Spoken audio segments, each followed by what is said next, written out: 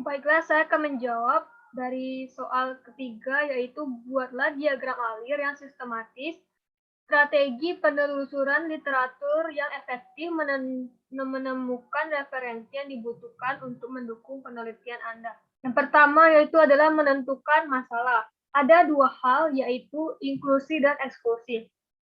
Kriteria inklusi merupakan kriteria di mana subjek peneliti dapat mewakili dalam sampel penelitian yang mempunyai syarat menjadi sampel. Contohnya obat narkotika, obat psikotropika, dan prekursor farmasi yang terdapat di gudang penyimpanan instalasi farmasi rumah sakit jiwa. Kriteria eksklusi merupakan kriteria di mana subjek penelitian tidak dapat mewakili sampel karena tidak memenuhi syarat sebagai sampel penelitian. Contohnya yaitu data narkotika, data psikotropika, dan data prekursor farmasi di luar penyimpanan di gudang instalasi farmasi rumah sakit. Yang kedua yaitu mengidentifikasi istilah-istilah penting pencarian yang relevan, yaitu scoping search atau pencarian lingkup.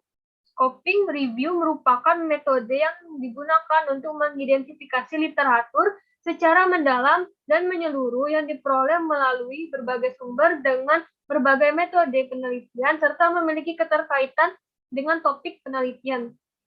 Dari penelusuran literatur yang dicari setelah kita membuat ruang lingkupnya, lalu kemudian menemukan terminologi-terminologi yang paling relevan dengan itu. Biasanya relevan ini istilah-istilah penting yang modusnya tinggi, yang sering disebut, yang sering diucap. Di sepanjang penelitian itu, mulai dari pengantar sampai dengan kesimpulan, akan berkaitan dengan itu semua. Petunjuk untuk mencari sumber-sumber yang benar-benar abstraksi setelah kita mencari definisi yang sudah terfilter itu literatur yang akan kita cari. Petunjuk untuk mencari sumber-sumber yang benar-benar terseleksi setelah kita mencari definisi sudah terfilter itu literatur yang akan kita cari. Yang ketiga yaitu mengembangkan rencana penelusuran yang akan Anda lakukan. Yang ketiga yaitu mengembangkan rencana penelusuran yang akan kita lakukan. Menggabungkan istilah and atau or. Misalnya anti-cancer dan protein kinase. Selanjutnya terapkan truncation atau wildcard. Wildcard atau truncation, metode ini memungkinkan kita untuk mencari database menggunakan kata yang pada akhirnya digantikan oleh simbol dengan tujuan mencari kata kunci yang sebagian adalah kata kunci yang kita gunakan. Database yang berbeda mungkin menggunakan simbol yang berbeda. Setelah mengumpulkan banyak kemungkinan sumber-sumber referensi yang terkait dengan rencana tersebut, lalu kemudian diuji dan disaring lagi yang benar-benar terkait. Yang keempat yaitu pengujian dan menyeleksi lebih spesifik. Dari hasil penelusuran literatur yang sudah kita lakukan, kita mungkin mendapatkan sumber data. Kata kunci artikel yang penting sebagai dasar kita membandingkan atau menguatkan hasil-hasil penelitian. Periksa hasil untuk artikel utama. Terapkan batasan atau filter.